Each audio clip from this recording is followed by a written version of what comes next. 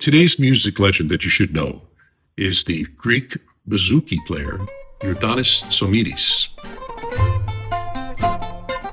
He was born in Piraeus, which is the seaport town of Athens, in 1933. His parents were refugees from Asia Minor. And Iordanis was somewhat of a musical prodigy, as well as a star athlete, a track star in high school. But he gravitated toward the rebetiko scene, that's the urban Greek music, which featured the bouzouki in much of its music. Now, for those of you who don't know what a bouzouki is, it's not a weapon that's shot over the shoulder against tanks. It is a Greek instrument with a pear-shaped body and a long neck, and it usually has 4 sets of strings tuned in unisons in the top 2 strings and octaves of the bottom 2. It's tuned like the top 4 strings of a guitar, but down a whole step. And so Iordanis started having a career, and in the 1960s, the bouzouki started getting really popular all over the world due to this movie called Zorba the Greek, with music by Mikis Theodorakis. And everybody, when I was growing up in New York, everyone knew this music, and there were some very popular songs that were hits. And so everyone became aware of the bouzouki. And when he came to America, he really flourished here and had quite a career.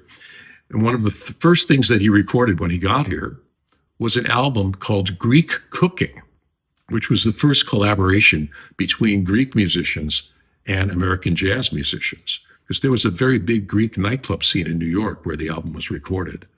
And so these guys got together, and the album starred Phil Woods, one of the immortals of the alto sax, really one of the all-time great jazz alto players. It was recorded at Rudy Van Gelder's studio, where all the great Impulse and Blue Note albums were recorded. This album was recorded on Impulse, the label that John Coltrane recorded for. And it's not my favorite album, but it really is a kind of a seminal thing of collaboration between jazz musicians and musicians from other cultures. And there's one track in particular that's really unusual, A Taste of Honey, which was a movie theme song. It was made into a big hit by Herb Alpert and the Tijuana Brass. The version that they do on this album is in the Greek dance rhythm of a slow 3 called it samiko. 1, 2, 3, 1, 2, 3. And all these Greek rhythms are danced to. All Greek music is danced to.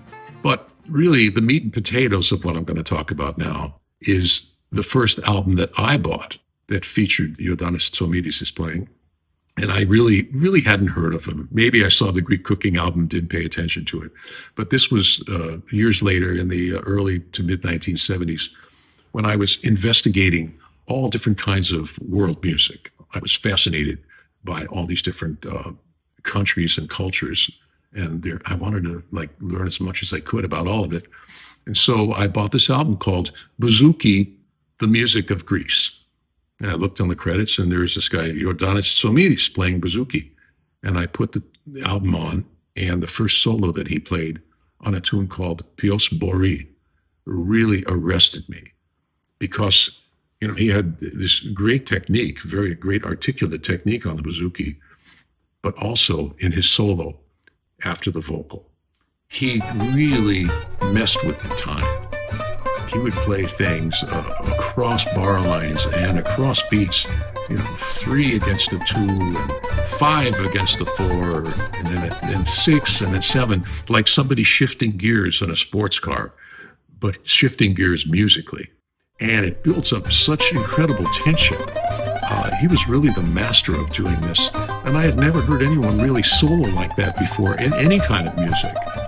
And so it really became a major influence on my own playing, to be able to think about having an elastic sense of time as you blow, as what jazz musicians call blowing, when you play a solo. And there's another tune on this album that I particularly love. I like all of it, but this is another one called San Kamena Palicari. And this is in the Greek rhythm, a medium tempo 9 beats called Karsalama. 1, 2, 1, 2, 1, 2, 1, 2, 3, 1, 2, 1, 2, 1, 2, 1, 2, 3. And he does the same thing here, So it doesn't matter what rhythm Iordanis Tsomidis is playing in, he could nail the time and then elasticize the time with his great soloing.